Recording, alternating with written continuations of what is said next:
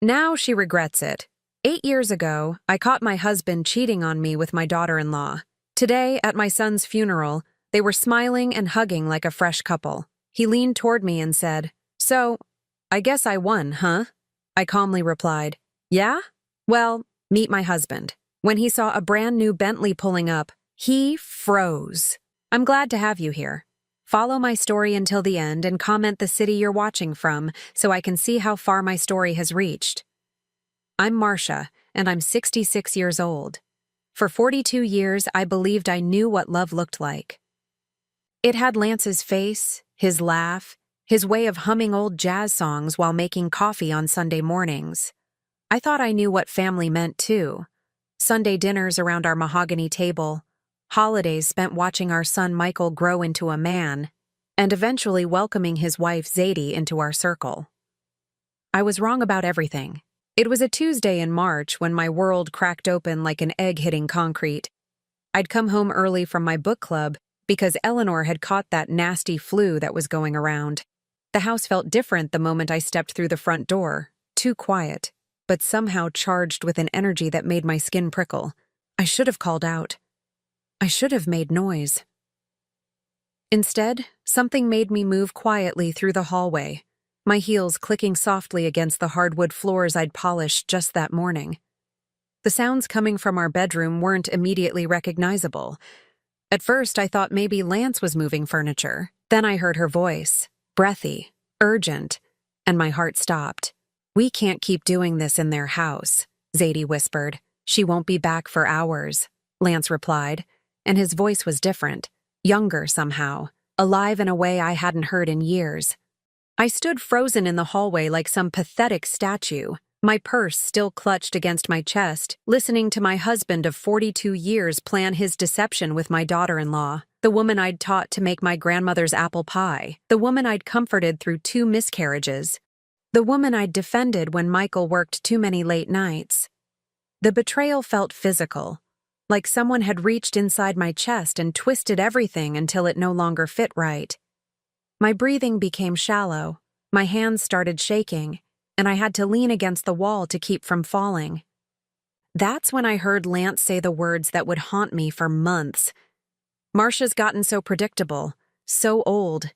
Being with you makes me remember what it feels like to be desired." I backed away from the bedroom door, my legs barely carrying me. Somehow I made it to the kitchen, where I sat at the breakfast nook and stared at nothing. The clock on the microwave read 2:15 in the afternoon. I watched those green numbers change, minute by minute, until I heard movement upstairs. Zadie came down first, her hair slightly messed, her lips swollen. She had the decency to look startled when she saw me. "Marcia, I thought you were at book club." "Eleanor's sick," I managed to say, my voice coming out steadier than I felt. She nodded quickly, grabbing her purse from the counter. "I just stopped by to borrow that cookbook you mentioned, the one with the pot roast recipe." I watched her lie to my face with the same mouth that had been kissing my husband 20 minutes earlier. "It's on the shelf by the window," I said. Lance appeared a few minutes after she left, his hair damp like he'd splashed water on it. He kissed my cheek, and asked how book club had been. "Fine," I said. "Eleanor's got the flu." "That's too bad. What's for dinner?" I stared at this man I'd loved for over 4 decades. This man who was asking about dinner after betraying everything we'd built together. And something inside me went very, very quiet. "I thought I'd make pot roast," I said. That night, I lay in our bed listening to Lance sleep. He was snoring lightly, completely at peace, while I stared at the ceiling and tried to figure out what to do with the knowledge that was eating me alive from the inside. I could confront him. I could scream and throw things and demand explanations. I could call Zadie and tell her exactly what I thought of her. I could call Michael and destroy his marriage in one conversation. Instead, I got up quietly and went to the kitchen. I made myself a cup of tea and sat at that same breakfast nook, thinking, planning. By sunrise, I knew what I was going to do. Nothing. At least, nothing that would look like anything to them. The next few weeks were the hardest of my life. I had to smile at family dinners while watching Zadie and Lance exchange glances. I had to listen to Michael talk about how much he loved his wife, how lucky he felt to have her. I had to pretend I didn't notice when Lance started buying new cologne, when he began working out again, when he started taking business trips that seemed suspiciously unnecessary. The worst part was watching Zadie comfort me when I seemed sad or distant. She'd rub my shoulder and ask if I was feeling all right, all while planning her next encounter with my husband. 3 months after I discovered their affair, they stopped hiding it. Lance asked for a divorce over breakfast, sitting at the same table where we'd shared thousands of meals. "I'm not happy, Marcia," he said, not quite meeting my eyes. "We've grown apart. I think it's time we both admitted that." I stirred my coffee slowly, watching the cream swirl. "And Zadie?" His face went pale. "What about Zadie? Will you be happier with her?" The silence stretched between us like a chasm. Finally, he nodded. "I love her, Marcia. I know that's hard to hear, but I can't pretend anymore." I nodded too, as if this was a reasonable conversation between two adults discussing the weather. "I see. And Michael? We'll tell him together. Explain that sometimes these things just happen. These things just happen. As if our 42-year marriage had been struck by lightning, rather than systematically destroyed by two people who'd decided their desires mattered more than everything else." The divorce proceedings were swift and brutal. Lance had been planning longer than I'd realized. Somehow, most of our assets had been moved into accounts I couldn't touch. The house we'd bought together, the vacation home in the mountains, even the antique furniture that had belonged to my grandmother, all of it slipped through legal loopholes I was too devastated to fight. Michael chose sides quickly. Zadie was pregnant again, and Lance was going to be the father she'd always wanted their children to have. I became an inconvenience, a reminder of an uncomfortable truth they wanted to forget. The last family dinner I attended was in November. Zadie was showing by then, glowing with the kind of happiness I remembered from my own pregnancy. Lance couldn't keep his hands off her, constantly touching her arm, her back, her growing belly. I sat at the end of the table, the same table where I'd hosted Thanksgiving for 20 years, and watched my replacement live my life. "Marcia looks tired," Zadie said to Michael, her voice dripping with false concern. "Maybe she should see someone. You know, for her health." Michael nodded seriously. "Mom, you've seemed really different lately. Maybe Dad's right about you needing help." Help? As if I was the problem. As if I was the one who'd destroyed everything. I excused myself early that night, and I never went back. But here's what none of them knew. I wasn't falling apart. I was falling into something else entirely. Something they would never see coming. 6 months after that final family dinner, I was living in a 1-bedroom apartment across town, sleeping on a mattress I'd bought from a discount furniture store. Everything I'd accumulated over 42 years of marriage had vanished into legal documents I barely understood. Lance had played his cards perfectly. Years before I'd discovered the affair, he'd been moving money, restructuring investments, preparing for this moment. The family business we'd built together, a small but successful real estate company, was suddenly entirely in his name. The vacation house in Aspen that we'd saved for over a decade to buy was transferred to a trust that somehow excluded me. Even my grandmother's china, the pieces that had survived the Depression and 2 world wars, were deemed marital property that Lance needed for entertaining clients. "Your husband was very thorough," my lawyer had said, his voice tired after months of fighting losing battles. "Everything was moved legally. Technically, he didn't break any laws. Technically." That word became my nightmare. Technically, Lance had every right to leave me with nearly nothing. Technically, Zadie had every right to move into the house where I'd raised my son. Technically, my own family had every right to choose sides, and they'd chosen the side with money and a new baby. The isolation was the worst part. Michael stopped calling after the first month. When I reached out to him, his responses were short, distant. He was busy with work, busy with Zadie's pregnancy, busy building a life that didn't include his mother. "She's really struggling," I heard Zadie tell someone on the phone when I called looking for Michael one afternoon. I'd used my key to check on something I'd forgotten, a photo album from Michael's childhood. only to hear her voice drifting from the kitchen. It's like she's lost her mind. Lance is worried she might do something desperate. You know how older women get when they're abandoned. Abandoned. As if I'd been left on a doorstep, rather than systematically destroyed by people I'd loved and trusted. I stood in my old hallway listening to my daughter-in-law paint me as a pathetic, unstable old woman, and something cold settled into my chest. Something that felt almost like relief. They thought I was broken. They thought I was helpless. They thought I was exactly what Lance had called me that day in the bedroom. Predictable. Perfect. I started acting the part they expected. When I ran into old friends at the grocery store, I let my shoulders slump. I wore clothes that didn't quite fit right, let my hair grow out gray, spoke in the quiet, defeated voice of a woman who'd given up. "Oh, Marcia, honey," Mrs. Patterson from our old neighborhood said when she saw me fumbling with coupons at the checkout. "You look so thin. Are you eating enough?" I shrugged, letting my eyes water a little. It's hard to cook for one person. The pity in her voice was exactly what I needed. "Have you thought about, getting some help? There are programs for women like you. Women like me, discarded, forgotten, invisible." "I'm managing," I said softly. Word traveled fast in our social circle. Within weeks, everyone knew that poor Marcia was struggling, that the divorce had broken her, that she was barely hanging on. Lance and Zadie made sure to look appropriately concerned whenever anyone brought up my situation. "We've tried to help," Lance told our old friends at the country club, "but she won't accept support. Pride, you know. She'd rather suffer than admit she needs us." The lies came so easily to him, but then he'd been practicing for years. Meanwhile, I was learning.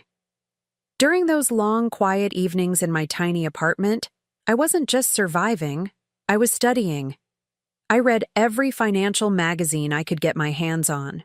I took online courses about investing, about business, about the things I'd let Lance handle throughout our marriage because he was better with numbers. Turns out, I was pretty good with numbers myself when I wasn't being convinced I was too stupid to understand them. I also started paying attention to things I'd ignored for decades, like the fact that women my age were invisible in a way that could actually be powerful. Store clerks barely saw me. Waitresses overlooked me. Business meetings that I observed from coffee shops treated me like furniture. Being invisible meant being underestimated. And being underestimated, I was beginning to realize, was the perfect position from which to plan a comeback.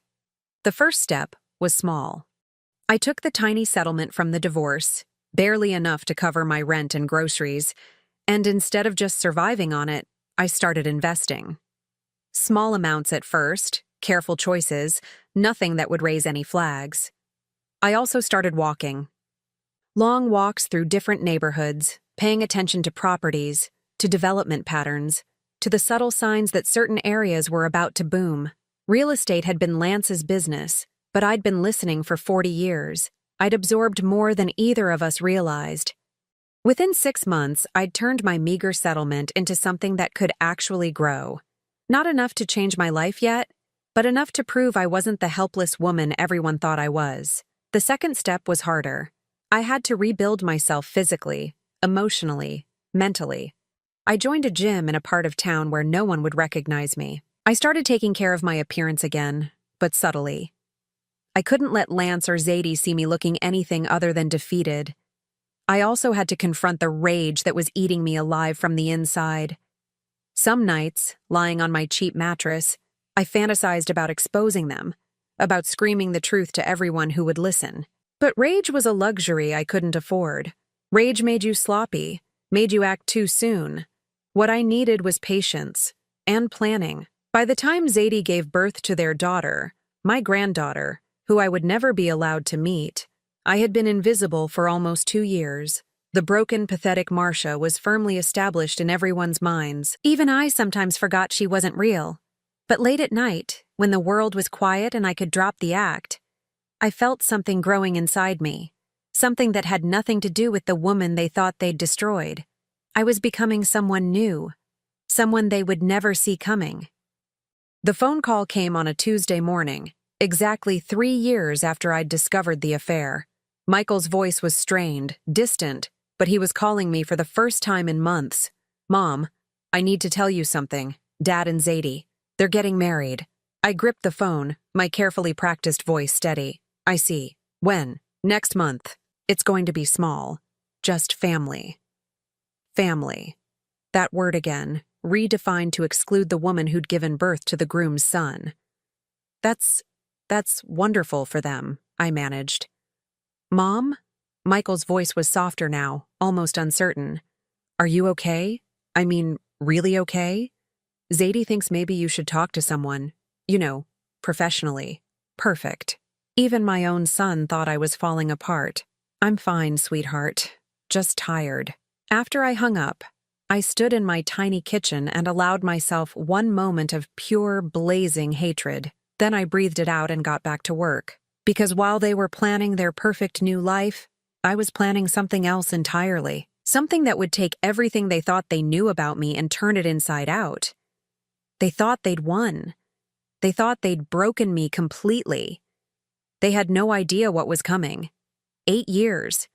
That's how long I perfected the art of being invisible while building something extraordinary. 8 years of letting Lance and Zadie believe they'd destroyed me completely, while I quietly constructed a life they could never imagine. Michael died on a rainy Thursday in October. Heart attack at 34 years old, sudden and devastating. The call came from Zadie, her voice broken and desperate. "Marcia? It's Michael. He's gone." I dropped the phone and fell to my knees in my apartment hallway. My son, my only child, the boy I'd raised and loved and lost to their manipulation, was dead. The grief hit me like a physical blow, doubling me over until I couldn't breathe. But even in that moment of pure devastation, a small part of my mind stayed calculating. This funeral would be the first time I'd seen Lance and Zadie in almost 3 years. They would expect to see the broken woman they'd left behind. They couldn't know what I'd become. The funeral was held at St. Matthew's Episcopal, the same church where Michael had been baptized 34 years earlier. I sat in the back row, wearing a simple black dress that made me look smaller than I was, my gray hair pulled into an unflattering bun. To anyone watching, I was exactly what they expected, the forgotten mother, the discarded wife, present only on sufferance. Lance and Zadie sat in the front row with their 7-year-old daughter Emma. Zadie wore designer black, her grief elegant and photogenic. Lance looked older than his 70 years, his hair completely white now, his hands shaking slightly as they rested on his cane. They thought they were the picture of dignified sorrow. They had no idea they were sitting in front of a woman who'd spent 8 years planning for exactly this moment. During the service, I let myself grieve honestly for my son. Whatever had happened between us, I'd loved Michael deeply. He'd been caught in the middle of something he never fully understood, manipulated by people who'd made him choose sides. Now he was gone, and with him any chance of repairing what we'd lost. But after the service, as mourners gathered in the church hall for the reception, I watched Lance and Zadie work the room like politicians. They accepted condolences with practiced grace, told stories about Michael that painted themselves as the perfect parents, while carefully omitting any mention of his biological mother. I stayed in the corner, accepting the occasional awkward hug from old friends who weren't sure what to say to me. I played my part perfectly. The sad, forgotten woman who was barely holding herself together. That's when Lance approached me. He walked over slowly, his cane tapping against the tile floor, a smile playing at the corners of his mouth. Even in his grief, he couldn't resist the opportunity to twist the knife one more time. "Marcia," he said softly, positioning himself so his back was to the crowd. "I'm surprised to see you here." I looked up at him with the tired eyes I'd practiced in mirrors for years. "He was my son, Lance." "Was he?" Lance leaned closer, his voice dropping to a whisper that only I could hear. "Because from where I sat, it looked like you abandoned him years ago.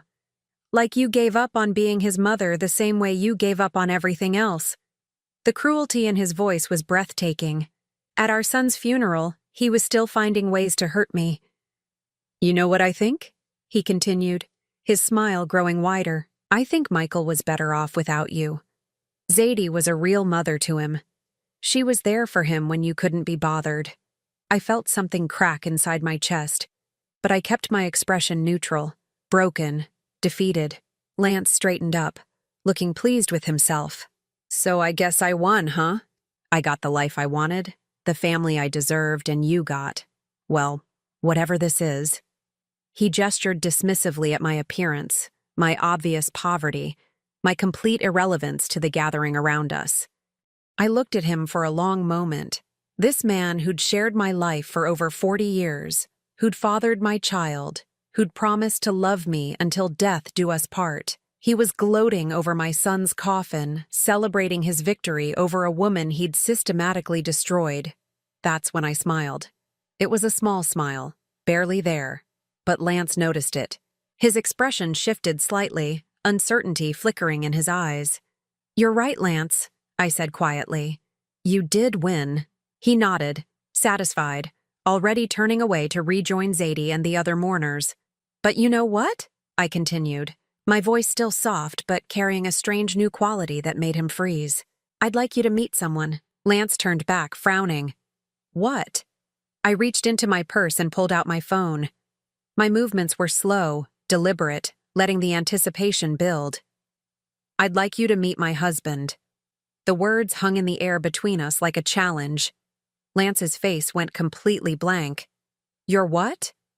Instead of answering, I pressed a number on my phone. It rang once before a warm, cultured voice answered. "Darling, are you ready?" "Yes," I said, my eyes locked on Lance's increasingly pale face. "We're ready." I hung up and slipped the phone back into my purse. He's just pulling up now. Through the tall windows of the church hall, we could see the parking lot. Lance followed my gaze, his mouth slightly open, waiting for whatever pathetic display I was about to make. That's when the Bentley arrived. It was a brand new Continental GT, gleaming silver that caught the afternoon sun like liquid metal. The car moved through the parking lot with the quiet confidence of something that costs more than most people's houses. It found a space near the front of the church and glided to a perfect stop. Lance's face had gone from pale to ashen. His hands gripped his cane so tightly his knuckles were white. "That's impossible," he whispered. The driver's door opened, and Alexander stepped out.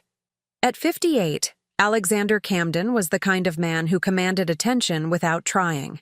6 feet 2 inches tall, with silver hair that looked distinguished rather than old, wearing a perfectly tailored navy suit that probably cost more than Lance's car. He moved with the easy confidence of someone who'd never doubted his place in the world. More importantly, he moved like a man who was very much in love with his wife. Alexander's eyes found mine through the window, and his face lit up with a smile that made my heart skip even after 3 years of marriage. He raised his hand in a small wave, and I waved back. Lance was staring at the scene like he was witnessing something impossible. His mouth was opening and closing without sound, his entire worldview cracking apart in real time. "Who?" he started, then stopped. "How?" I looked at him with the same patient expression I'd worn for 8 years. "His name is Alexander Camden. Perhaps you've heard of him. Camden Industries, Camden Foundation, one of the largest real estate development companies on the West Coast." Lance's face went gray. Of course he'd heard of Camden Industries. They were the company that had been quietly buying up properties throughout the region for the past 5 years. The company that had revolutionized sustainable development. The company that Lance had tried and failed to secure contracts with dozens of times. "That's not possible," Lance said again, but his voice was barely a whisper now. "We've been married for 3 years," I continued conversationally. "The ceremony was small, just close friends and family. You know how I've always preferred intimate gatherings." Through the window, we watched Alexander lock his car and walk toward the church entrance. Even from a distance, his presence was commanding. This wasn't a man you ignored or dismissed. This was a man who shaped the world around him. "But how did you—" Lance started, then stopped again. His mind was racing, trying to reconcile the broken woman he'd left behind with the impossible reality walking toward us. I turned to face him fully, and for the first time in 8 years, I let him see the real me. Not the defeated victim he'd created in his mind, not the pathetic ex-wife he'd discarded, but the woman I'd actually become. "Did you really think I stayed broken forever, Lance?" I asked, my voice gentle but carrying an edge of steel he'd never heard before.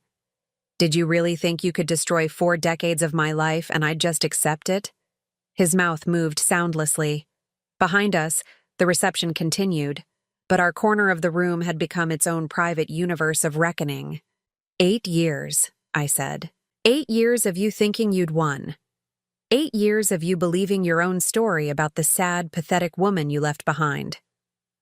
The church doors opened, and Alexander walked in. He didn't scan the room looking for me. He knew exactly where I was. Our eyes met across the space, and he smiled that smile again before making his way through the crowd of mourners. Lance followed my gaze, watching this impressive man navigate the room with natural authority, speaking briefly and respectfully to other guests before heading directly toward us. 8 years of me letting you believe exactly what I wanted you to believe, I finished. Alexander reached us just as Lance's world finished crumbling. My husband extended his hand to Lance with perfect politeness. "You must be Lance," Alexander said, his voice warm but measuring. "I'm Alexander Camden, Marcia's husband. I'm sorry for your loss."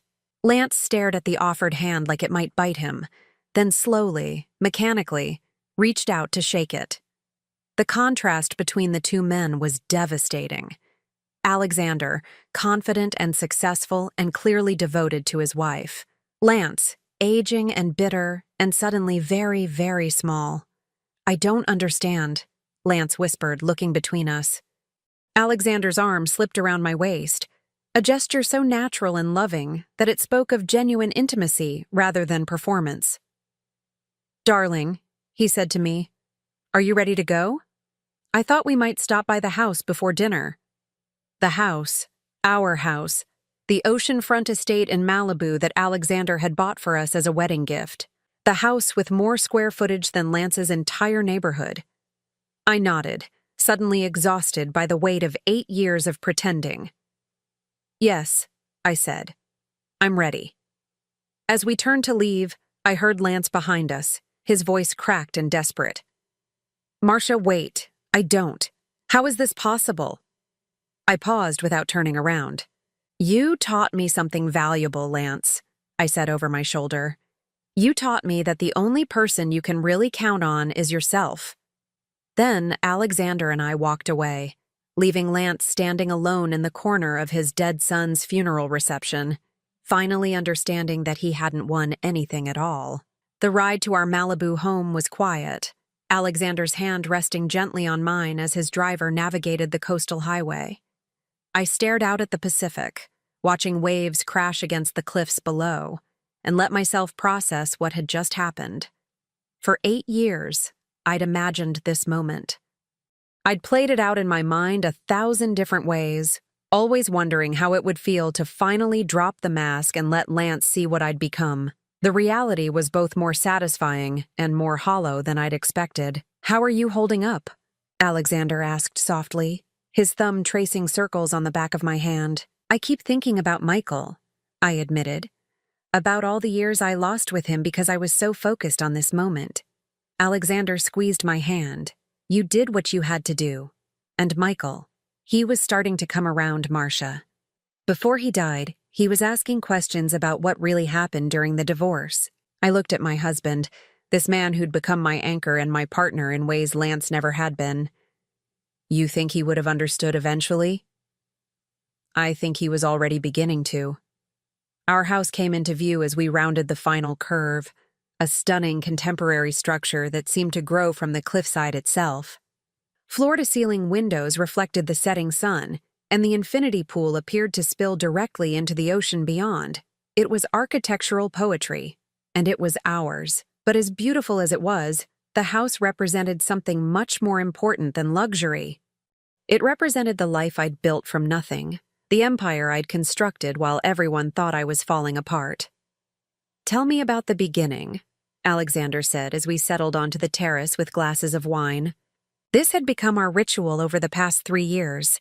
He loved hearing the story of my transformation, and I loved telling it to someone who truly understood what it meant. I smiled. settling back into my chair. You mean the real beginning?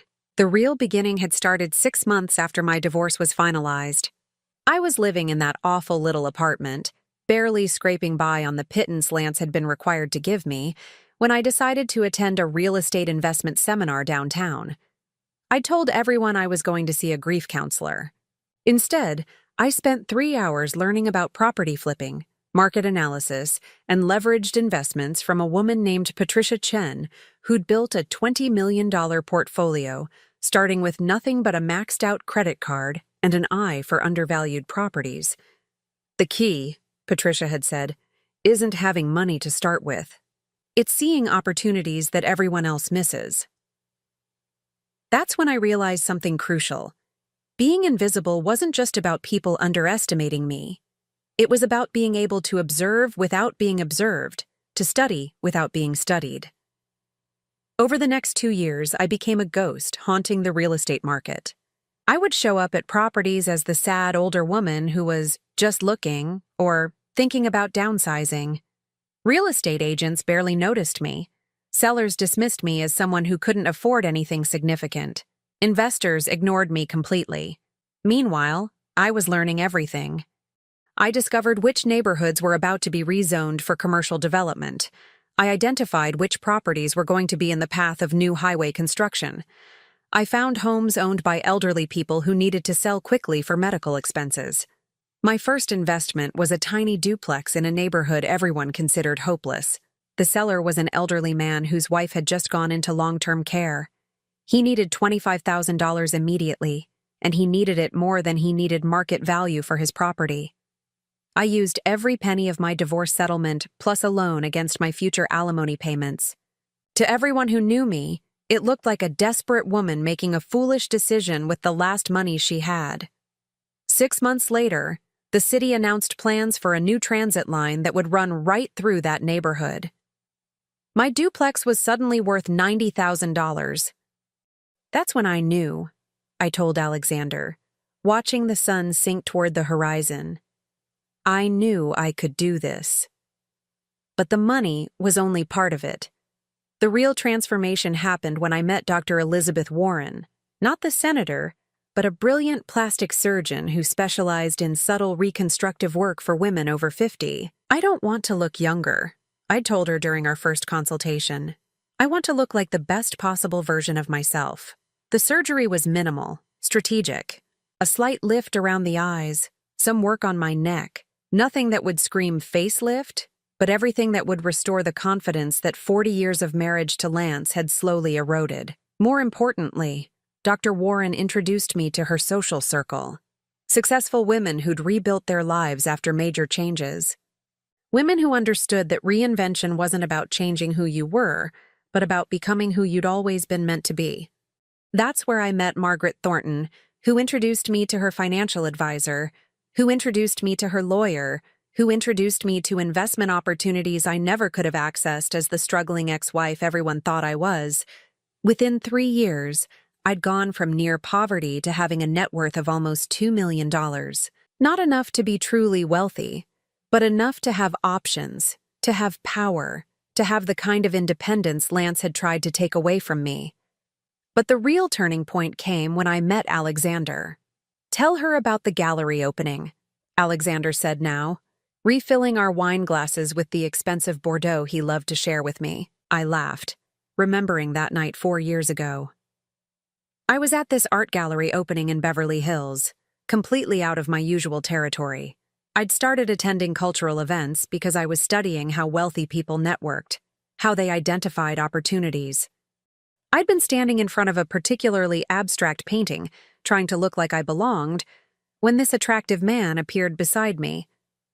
"Either that's the most profound commentary on modern isolation I've ever seen," he'd said, "or someone spilled paint and decided to call it art." I'd laughed before I could stop myself. I was thinking the same thing, but I didn't want to look unsophisticated. "In my experience," he'd replied, "the most sophisticated people are the ones honest enough to admit when something doesn't make sense." We'd talked for 2 hours that night, not about art, which neither of us particularly understood, but about business, about life, about the strange ways people reinvent themselves when circumstances demand it. He told me about growing up poor in Detroit, about building his first company with borrowed money and borrowed time, about the satisfaction of proving wrong everyone who'd written him off. I told him I was recently divorced, that I was exploring new interests, that I was learning to be independent for the first time in my adult life. I didn't tell him about Lance or Zadie or the systematic destruction of my previous life. Not that night. But somehow, he understood that I was someone in transition, someone becoming, rather than someone who had always been. The attraction was immediate, Alexander said now, his hand finding mine again. But the respect took time to build. He was right. Over the months that followed, as we dated and grew closer, I slowly revealed more of my story. Not as a victim seeking sympathy, but as a strategist explaining my long-term plan. Alexander had been fascinated by my approach. Here was a woman who'd been systematically dismantled by people she trusted, who'd responded not with bitterness or revenge fantasies, but with a carefully orchestrated campaign of self-reconstruction. "You weren't just surviving," he'd said after I told him about my real estate investments and my 5-year plan for financial independence. "You were building something better than what you'd lost." Our relationship deepened as we discovered how much we had in common. Both of us understood what it meant to be underestimated. Both of us had learned to use other people's assumptions as weapons. Both of us believed that the best revenge was a life so successful it made your enemies irrelevant. When Alexander proposed, he did it with a business plan. "Marry me," he'd said over dinner at our favorite restaurant, "and let's build something together that's bigger than anything either of us could create alone." He'd been right. Marriage to Alexander didn't just give me love and companionship. It gave me access to a network of power and influence that transformed my small real estate portfolio into something significant. Alexander's friends became my friends. His business connections became mine. His reputation for integrity and success became a shield that protected me from anyone who might want to look too closely at the woman who'd appeared seemingly from nowhere. More importantly, our marriage was a true partnership. Alexander didn't try to manage me or control me the way Lance had. Instead, he supported my decisions, celebrated my successes, and trusted my judgment completely. Together, we'd built Camden Properties West, a subsidiary of his company that I managed independently. In 3 years, we'd developed 6 major projects, created hundreds of jobs, and established ourselves as serious players in the Southern California market. The business that Lance had built over 40 years, we'd surpassed in less than 5. "The irony," I said to Alexander as we watched the last light fade from the sky, "is that Lance actually did me a favor. If he'd stayed faithful, if he'd been content with our life together, I never would have discovered what I was really capable of." Alexander smiled, that warm smile that still made my heart skip after all this time. Some people need to be broken before they can become unbreakable. As if on cue, my phone buzzed with a text message. I glanced at it and felt my stomach tighten. It was from Zadie. "We need to talk. Tomorrow. It's about what you owe Emma." What I owed Emma. Michael's daughter, the granddaughter I'd never been allowed to meet because Zadie had convinced everyone I was too unstable, too broken, too dangerous to be around a child. I showed Alexander the message. He read it twice, his expression darkening. "They're not done," he said quietly. I looked out at the ocean, at the vast expanse of water that had witnessed countless storms and emerged unchanged. "No," I agreed. "They're not done. But then again, neither am I." The confrontation at the funeral had been just the beginning. Lance and Zadie had spent 8 years believing they'd won completely, that they'd broken me beyond any possibility of recovery. Now they knew better. But knowing and accepting were 2 different things entirely. The real war was just beginning.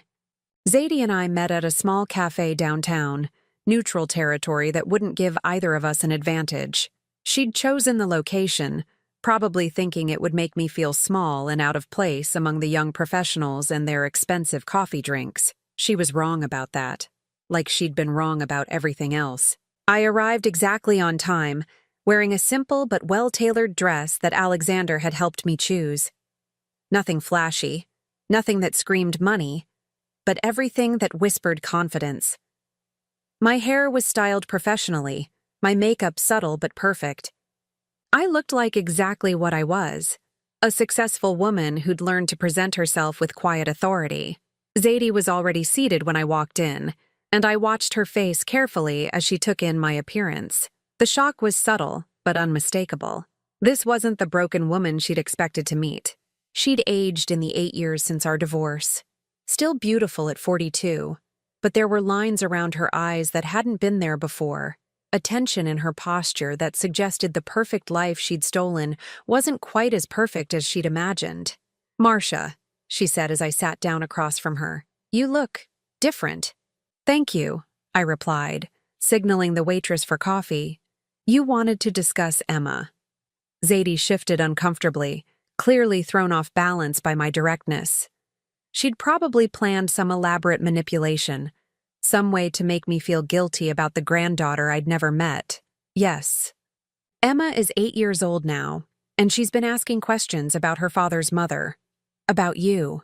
I sipped my coffee and waited. One thing I'd learned over the past 8 years was the power of silence.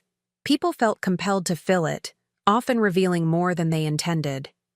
"The thing is," Zadie continued, fidgeting with her purse strap, "Lance and I have been protecting her from the truth about your mental state, about how you abandoned Michael." There it was, the same lie they'd been telling for 8 years, so deeply embedded in their version of reality that Zadie probably believed it herself. "And what truth is that exactly?" I asked calmly. Zadie blinked, seeming surprised by my tone. "Well, how you couldn't handle the divorce, how you stopped being part of Michael's life because you were too unstable." I nodded thoughtfully. "That's an interesting interpretation of events." "It's not an interpretation, Marcia. It's what happened." I set down my coffee cup and leaned back in my chair, studying this woman who'd helped destroy my family and then rewritten history to make herself the hero. "Tell me, Zadie, what do you think I've been doing for the past 8 years?" The question clearly caught her off guard. What do you mean? I mean, what did you imagine my life looked like? After the divorce, after losing Michael, after being cut off from my granddaughter, what did you think I was doing with my days?" Zadie's expression grew uncomfortable. "I suppose, trying to get by. Maybe getting some help, hopefully." "Getting help. Yes, you mentioned that I needed professional help quite often, didn't you?" A flush crept up Zadie's neck. She was beginning to realize this conversation wasn't going the way she'd planned. "Look, Marcia, I didn't come here to relitigate the past. I came because Emma deserves to know her grandmother, but only if you're stable enough to be in her life." Stable enough. I repeated her words slowly, tasting them. "And how would you measure my stability, Zadie?"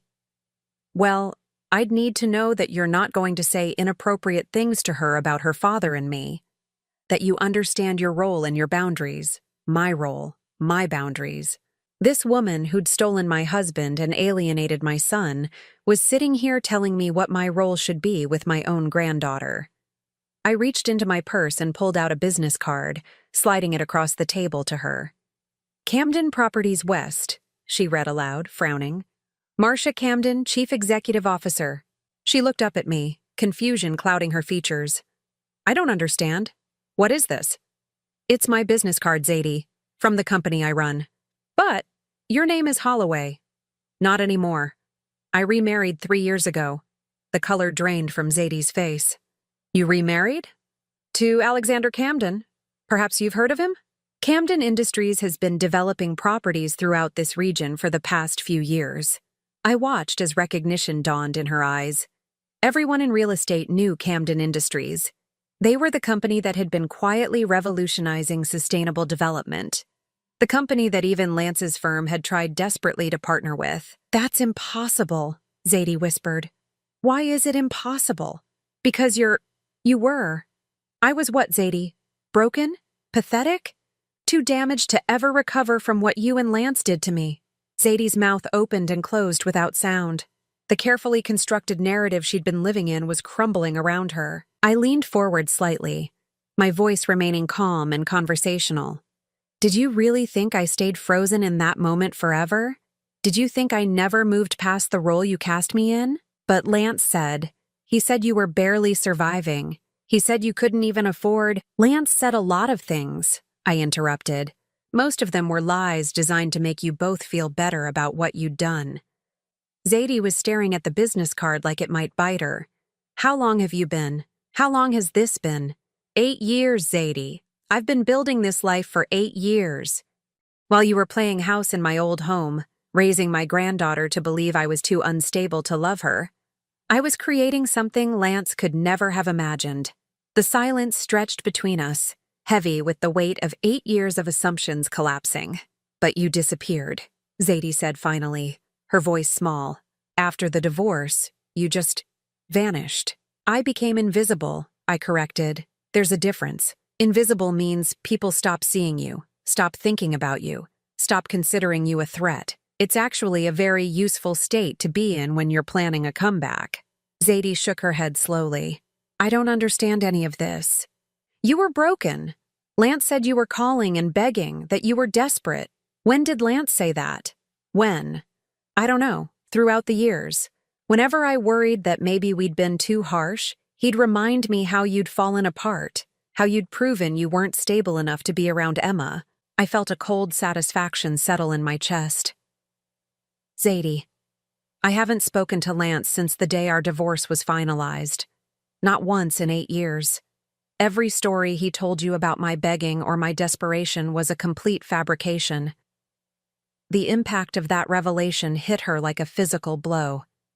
Her face went pale, and I could see her mind racing, re-examining years of conversations, years of justifications for keeping me away from my granddaughter. Why are you telling me this? She asked, her voice barely audible. Because you said Emma has been asking about me. And because I think it's time she met her real grandmother, not the fictional villain you and Lance created. Zadie was quiet for a long time, staring at her untouched coffee. When she finally looked up, there was something different in her eyes. Fear, maybe. Or the first glimmer of understanding about what she'd really lost when she chose to destroy me instead of simply taking what she wanted. What do you want from us? She asked. I want to know my granddaughter. I want her to know that she has a grandmother who's built a successful business, who's created jobs for hundreds of people, who's married to a man who loves and respects her. I want her to know that strength isn't about destroying other people. It's about building something they can't tear down. Zadie nodded slowly, tears starting to form in her eyes. Lance is going to. When he finds out about this, about what you've become, Lance is going to realize that his greatest mistake wasn't leaving me, I said quietly. It was underestimating me. I stood up, leaving money on the table for both of our coffees. Think about what I've said, Zadie. Emma deserves to know the truth about her grandmother. All of it. As I walked toward the door, Zadie called out behind me. Marcia? Why did you let us believe you were broken for so long? Why didn't you fight back sooner? I turned back to her, and for the first time in our conversation, I smiled. Because the best revenge isn't immediate, Zadie. The best revenge is a life so successful that your enemies become irrelevant. I needed time to build that life. And now? Now I have it. And you're about to discover what that means. I left her sitting there, probably wondering how many other lies Lance had told her, how many other truths she'd been blind to. But more importantly, she was probably beginning to realize that the war she thought they'd won 8 years ago had never actually ended. It had just moved to a battlefield where I held all the advantages. The drive home gave me time to think about what came next. Zadie would tell Lance about our conversation, probably tonight. Lance would deny everything at first, then rage about my audacity in daring to rebuild my life without his permission. But eventually, they'd both have to confront the reality that they'd spent 8 years celebrating a victory that had never actually happened. I'd let them believe they'd destroyed me because it served my purposes. But now those purposes had changed.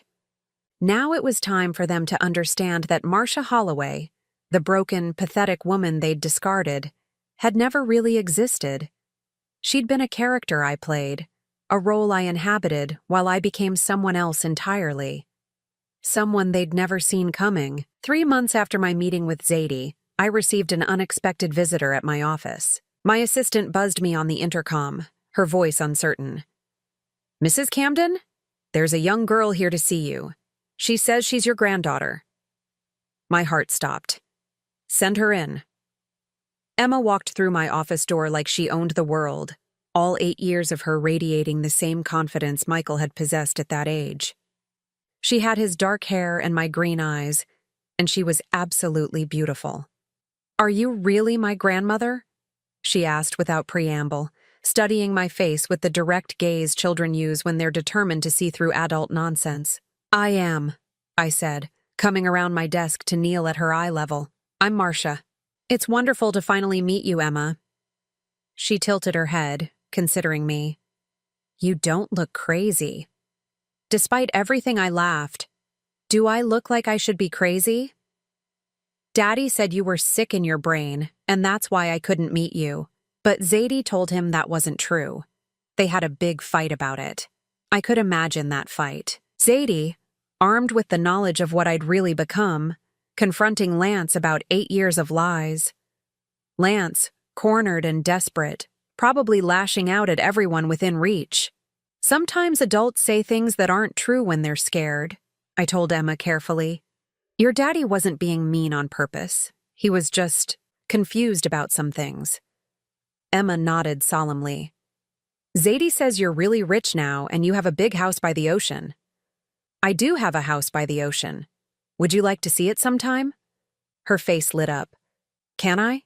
Zadie says you're married to a nice man who builds buildings." "I am.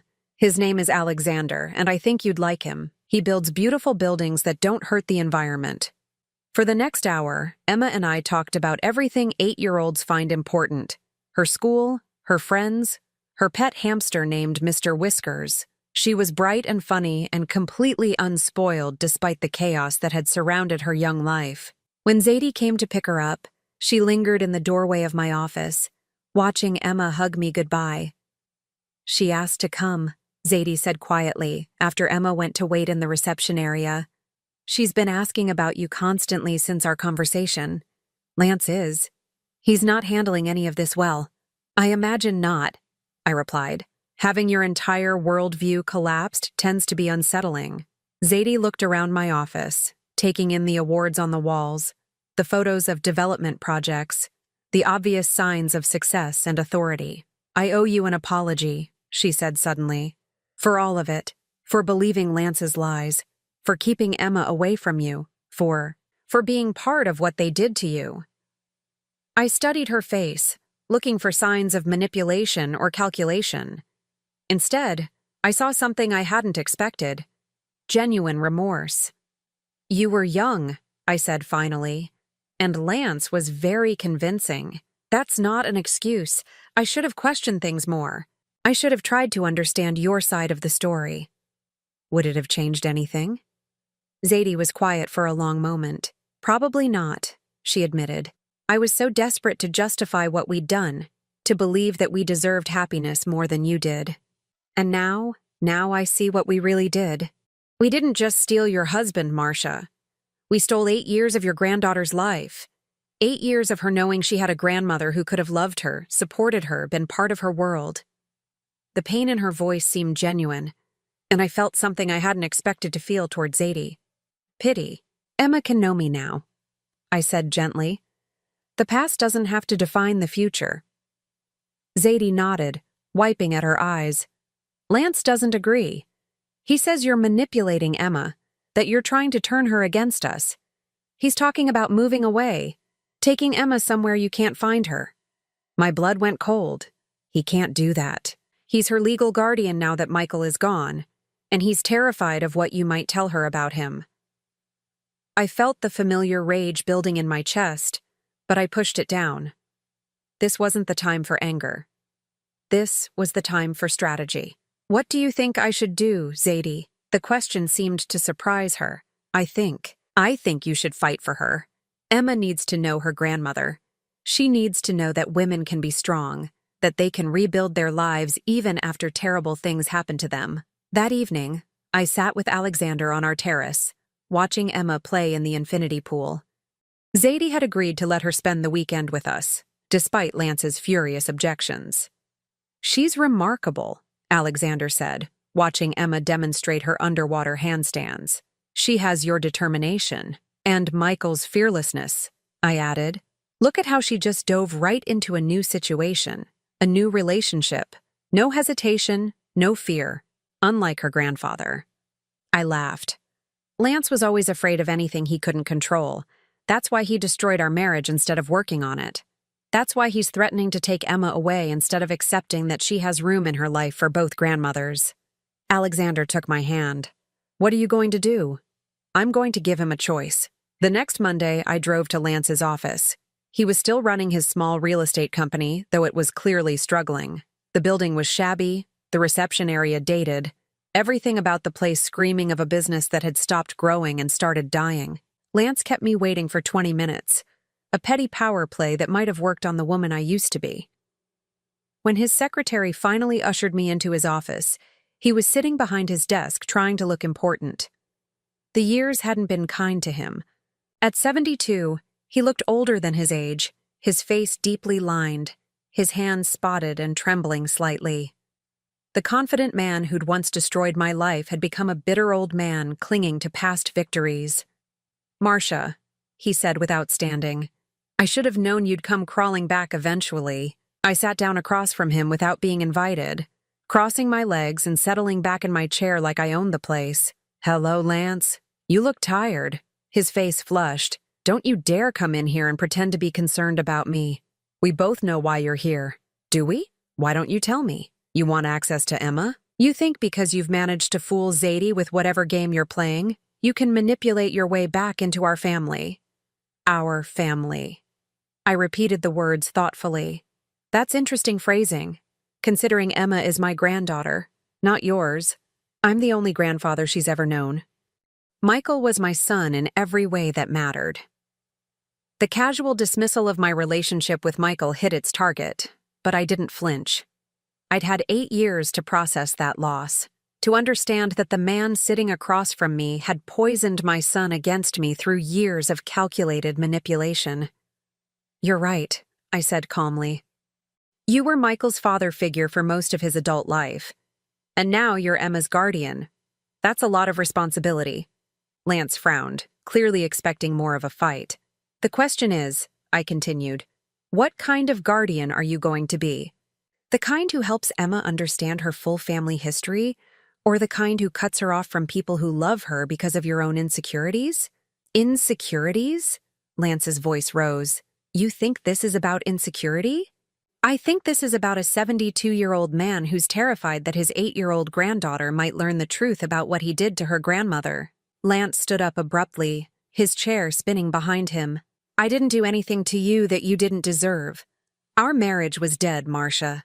Dead for years. I found love with Zadie, and you couldn't handle it. Is that what you tell yourself? That our marriage was already dead when you started sleeping with my daughter-in-law in our bed? That's ancient history. Not to Emma, it isn't. To Emma, it's her family history, her story. And she has a right to know all of it, not just the version you've carefully edited." I stood up, moving to the window that overlooked the parking lot where Alexander was waiting in the Bentley. "Here's what's going to happen, Lance. You're going to stop threatening to take Emma away. You're going to allow her to have a relationship with me. And you're going to do it gracefully, without drama, without making an 8-year-old girl feel guilty for loving her grandmother." Lance laughed, but there was no humor in it. "And why exactly would I do that?" I turned back to him, and for the first time in our conversation, I smiled. "Because if you don't, I'm going to tell Emma the truth. All of it. About how you cheated on me with her stepmother. About how you lied to her father about my mental state to keep him away from me. About how you've spent 8 years spreading false stories to justify stealing my family." Lance's face went white. "You wouldn't. She's just a child. She's a bright child who's already asking questions about why she was never allowed to meet her grandmother.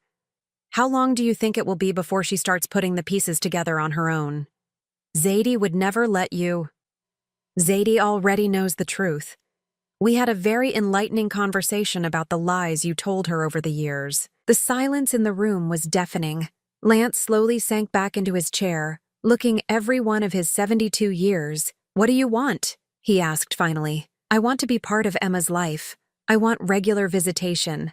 I want her to know my husband, and I want the freedom to build a relationship with her without interference from you. And in exchange? In exchange, I'll let her keep loving the grandfather she's always known. I won't poison her against you the way you poisoned Michael against me." Lance stared at me for a long moment, probably trying to figure out if there was another way out of this trap. "You've really changed," he said finally. "No, Lance. I've really become myself. The woman I was always supposed to be before I let you convince me I was smaller than I am." I moved toward the door, then paused. "One more thing. If you ever try to take Emma away from me again, if you ever make her feel guilty for loving me, or if you ever spread another lie about my mental state, I will make sure she knows exactly what kind of man her grandfather really is." I left him sitting in his shabby office, probably wondering how the broken woman he'd discarded had become someone who could back him into a corner with nothing but the truth. 6 months later, Emma spent her 9th birthday weekend at our Malibu house. She'd invited 3 school friends, and Alexander had hired a party planner to create the kind of celebration every little girl dreams about. As I watched my granddaughter blow out her candles, surrounded by friends who thought having a grandmother with an ocean view mansion was perfectly normal, I felt something I hadn't experienced in nearly a decade: complete peace. Lance had kept his word. Emma came to visit us every other weekend, and I was included in school events and family celebrations. He was polite when necessary, distant when possible, but he no longer stood between me and my granddaughter. More importantly, Emma was thriving. She had her stepmother Zadie, who genuinely loved her, her grandfather Lance, who provided stability, and now her grandmother Marcia, who showed her that women could be strong and successful and independent. "Make a wish, sweetheart," I called out as Emma prepared to blow out her candles. She closed her eyes tight, made her wish, and blew out all 9 candles in one breath. "What did you wish for?" Alexander asked, wrapping his arm around my waist. Emma grinned. "I can't tell you, or it won't come true, but it's about our family. Our family. Not the family that had been destroyed by betrayal and lies, but the family we'd rebuilt from the ashes. Imperfect, complicated, but real." As I tucked Emma into bed that night in the guest room we decorated just for her, she looked up at me with those serious green eyes. "Grandma Marcia, can I ask you something?" "Anything, sweetheart." "Were you really sad for a long time, before you met Grandpa Alexander?" I smoothed her hair back from her forehead, choosing my words carefully. "I was sad for a while," I said honestly. "But sometimes when bad things happen, they help us become stronger. They help us figure out who we really are underneath all the things other people expect us to be." Emma nodded solemnly. "Like when I was scared to try diving, but then I did it and found out I was really good at it? Exactly like that." "I'm glad the sad time helped you become strong, Grandma, because now I get to know you, and you're the best grandmother ever." As I kissed her goodnight and turned off the lights, I thought about the woman I'd been 8 years ago. Broken, betrayed, convinced that her life was over at 58. That woman couldn't have imagined this moment. Couldn't have envisioned a granddaughter who saw strength instead of weakness, success instead of failure, love instead of abandonment. The best revenge I'd learned wasn't destroying the people who hurt you. The best revenge was building a life so beautiful that their betrayal became irrelevant. Standing in the doorway watching Emma sleep, I finally understood that I'd won something better than victory. I'd won my freedom. Now I'm curious about you who listened to my story. What would you do if you were in my place? Have you ever been through something similar? Comment below. And meanwhile, I'm leaving on the final screen 2 other stories that are channel favorites, and they will definitely surprise you. Thank you for watching until here.